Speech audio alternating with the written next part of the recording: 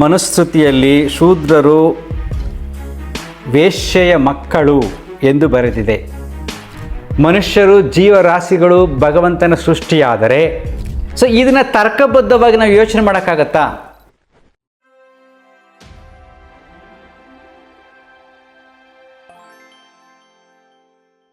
ನಮಸ್ಕಾರ ಸ್ನೇಹಿತರೆ, ನಮ್ಮ ಹ್ಯಾಪಿ ಲೈಫ್ ಯೂಟ್ಯೂಬ್ ಚಾನಲ್ ಪ್ರಶ್ನೆ ಕೇಳಿದರೆ, ರಂಗರಾಜುರವರೇ, ಮನುಸ್ಮೃತಿಯಲ್ಲಿ ಶೂದ್ರರು ವೇಶ್ಯೆಯ ಮಕ್ಕಳು ಎಂದು ಬರೆದಿದೆ.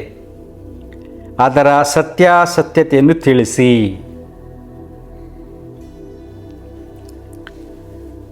ನೋಡಿ, ಈ ಪ್ರಶ್ನೆ ತುಂಬ ಸೂಕ್ಷ್ಮವಾಗಿದೆ, ಅರ್ಥ ಮಾಡ್ಕೊಳ್ಳೋದು ತುಂಬ ಕಷ್ಟ. ಯಾವುದೇ ಧರ್ಮದಲ್ಲಿ, ಶಾಸ್ತ್ರದಲ್ಲಿ, ಗ್ರಂಥಗಳಲ್ಲಿ ಮನುಷ್ಯನ ಮನಸ್ಸುಗಳ ನಡುವೆ ವ್ಯತ್ಯಾಸವನ್ನು ಕಂಡುಹಿಡಿದು ಕೀಳಾಗಿ ಕಾಣುವುದು ಶಾಸ್ತ್ರವಲ್ಲ. ಎಷ್ಟೊಂದು ಸೊಗಸಾಗಿದೆ ಅಂದರೆ, ನಾವೆಲ್ಲರೂ ದೇವರ ಮಕ್ಕಳು ಅಂತೀವಿ. ಭಗವಂತನ ಸೃಷ್ಟಿ ಎನ್ನುವ ಪದವೇ ಸುಳ್ಳಾಗುತ್ತೆ. ಜಗತ್ತು ಭಗವಂತನ ಸೃಷ್ಟಿಯಾದರೆ, ಮನುಷ್ಯರು ಜೀವರಾಶಿಗಳು ಭಗವಂತನ ಸೃಷ್ಟಿಯಾದರೆ, ಈ ಸೃಷ್ಟಿಯ ರಹಸ್ಯವನ್ನು ತಿಳಿರಿ ನೀವು. ಈಗ ಹುಲಿ ಮೇಲೆ ನಮ್ಮ ದೇವಿ ಕುಳಿತುಕೋತಾರೆ ನಮ್ಮ ಹಿಂದೂ ಧರ್ಮದಲ್ಲಿ. ಆದರೆ ಆ ಹುಲಿ ಮಾಂಸಾಹಾರಿ. ಶಿವನ ಕೊರಳಲ್ಲಿ ನಾಗರ ಹಾವಿದೆ. ಇದು ಜನರಲ್ಲೇ ಮಾತಾಡೋದು, ಡೀಪರ್ ಮೀನಿಂಗ್ ಬೇರೆ. ಆ ಹಾವು ತಿನ್ನೋದು ಇಲಿಯನ್ನು. ಹೀಗೆ ನೀವು ಸ್ವಲ್ಪ ನಿಧಾನವಾಗಿ ಯೋಚನೆ ಮಾಡ್ತಾ ಹೋಗಿ. ಎಲ್ಲ ಇಂಪಾರ್ಟೆಂಟ್ ಪ್ರಾಣಿಗಳು, ವಿಷ್ಣು ವಾಹನ ಗರುಡ, ಅದನ್ನು ಯೋಚನೆ ಮಾಡಿ. ಅದು ಹಾವನ್ನೇ ನುಂಗುತ್ತೆ. ಯಾವುದು? ಶಿವನ ಹಾವನ್ನೇ ನುಂಗೋದದು ಅಲ್ವಾ? ದೊಡ್ಡ ದೊಡ್ಡ ದೇವರುಗಳದ್ದು ಹೇಳ್ತಾ ಇರೋದು ನಾನು, ಸಣ್ಣ ಪುಟ್ಟ ದೇವ್ರು ಬಿಡಿ. ಇದನ್ನು ತರ್ಕಬದ್ಧವಾಗಿ ನಾವು ಯೋಚನೆ ಮಾಡೋಕ್ಕಾಗತ್ತಾ? ವಿಷ್ಣು ಅದರ ಮೇಲೆ ಹೋಗ್ತಿದ್ದ, ಅದ್ಯಾಕೆ ಹಾವು ತಿನ್ನಬೇಕು? ಶಿವನ ಕೊರಳಲ್ಲಿ ನಾಗರಾವಿದೆ, ಅದ್ಯಾಕೆ ಇಲಿ ತಿನ್ನಬೇಕು? ದೇವಿಯ ವಾಹನ ಸಿಂಹ ಇರುತ್ತೆ, ಕೆಲ ಕಡೆ ಹುಲಿ ಇರುತ್ತೆ, ಅದ್ಯಾಕೆ ಮಾಂಸ ತಿನ್ನಬೇಕು? ಅದ್ಯಾಕೆ ಹುಲ್ ತಿನ್ಕೊಂಡು ಇಡಬಾರ್ದು? ಈಗಿರತಕ್ಕಂಥ ಹುಲಿಗಳು, ಸಿಂಹಗಳು ದೇವಿಯ ವಾಹನ ಅಲ್ಲವೇ? ಈಗಿರತಕ್ಕಂಥ ಹಾವು ದೇವರ ವಾಹನ ಅಲ್ಲವೇ? ಈ ಥರ ನಾವು ಯೋಚನೆ ಮಾಡಿದಾಗ ಎಲ್ಲ ಕಥೆಗಳನ್ನು ಅರ್ಥ ಮಾಡಿಕೊಂಡು ಸತ್ಯಾಸತ್ಯತೆಯನ್ನು ತಿಳಿಯುವುದು ಸಾಧ್ಯವಿಲ್ಲ. ಮನೋಧರ್ಮನೇ ಆಗಲಿ, ಭಗವದ್ಗೀತೆಯಾಗಲಿ, ರಾಮಾಯಣ ಆಗಲಿ, ಕುರಾನ್ ಆಗಲಿ, ಬೈಬಲ್ ಆಗಲಿ, ಯಾವುದೇ ಆಗಲಿ, ಏನೇ ಟೀಚ್ ಮಾಡಿದ್ರು ಒಬ್ಬೊಬ್ಬ ಮನುಷ್ಯ ಇನ್ನೊಬ್ಬ ಮನುಷ್ಯನನ್ನು ಗೌರವಿಸಿ ಪ್ರೀತಿಸಿ, ಅವನು ನನ್ನವನು, ನಾವು ಅವನು ಅನ್ನತಕ್ಕಂಥ, ನಾವೆಲ್ಲರೂ ದೇವರ ಮಕ್ಕಳು ಅಂದರೆ ಅದೇ ನಿಜವಾದ ಶಾಸ್ತ್ರ.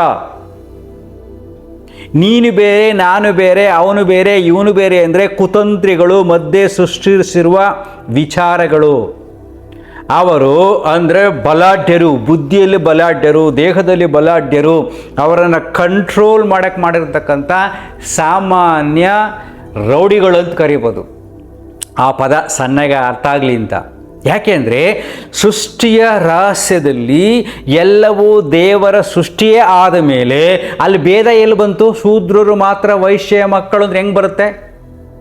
ಶೂದ್ರರು ಅಂದರೆ ಯಾರು?